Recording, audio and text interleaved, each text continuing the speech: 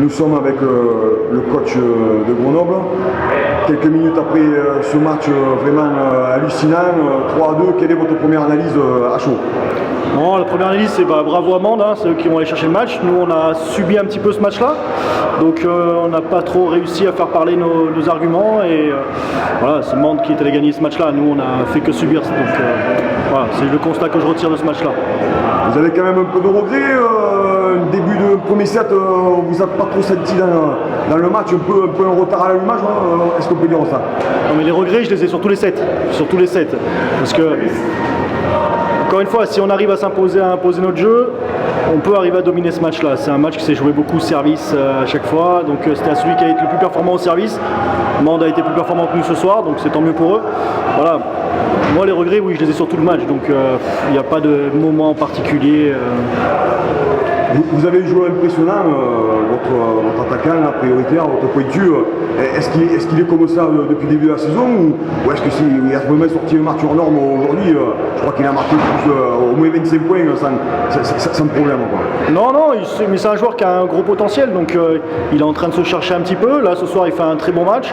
Donc maintenant, il faut que ça lui serve de référence et qu'il travaille là-dessus, donc c'est bien, c'est une bonne chose. Bon, vous connaissez bien cette équipe de Mende puisque l'année dernière vous étiez venu en N2 avec la réserve de Lyon. Vous les avez étudiés. Comment vous l'analysez cette équipe mendoise? Offensivement, au niveau du service, ils ont des choses à proposer qui sont vraiment intéressantes. Donc ça c'est fort. Après leur récep est un petit peu faible, donc c'est là-dessus qu'il va falloir qu'ils travaillent. Après, voilà, l'équipe de l'année dernière, l'équipe de cette année, c'est pas la même. Nous, on a essayé de mettre en chose des places, ça n'a pas marché parce qu'on a subi. Donc c'est dur de dire que ce qu'on avait étudié, ça n'a pas marché ce soir. Le problème, c'est qu'on n'a pas réussi à le mettre en application. Donc voilà, non, encore une fois, c'est bravo à eux et maintenant, on passe au prochain. Quoi.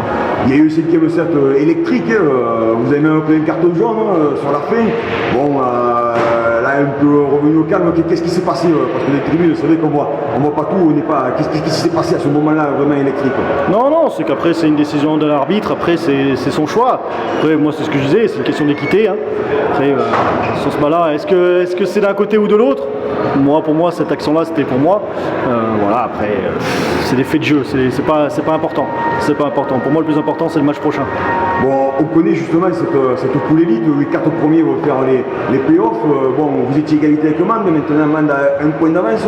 Et bon, on voit qu'il y a des 3-2 énormes. C'est une poule, un peu la poule de l'amour. Est-ce que vous savez votre avis?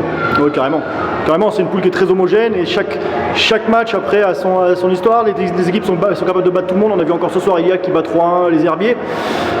Apparemment Fréjus semble se dessiner d'être l'équipe un petit peu plus forte. Nous on les a battus 3-2 chez eux. Encore une fois, chaque match, il va falloir prendre chaque match les uns après les autres et aller au combat tous les week-ends. Quoi. Ça va être, je pense, ça le résumé qu'il va falloir que les joueurs intègrent dans leur tête que voilà, il ne faut rien lâcher du début à la fin et surtout prendre les matchs un par un.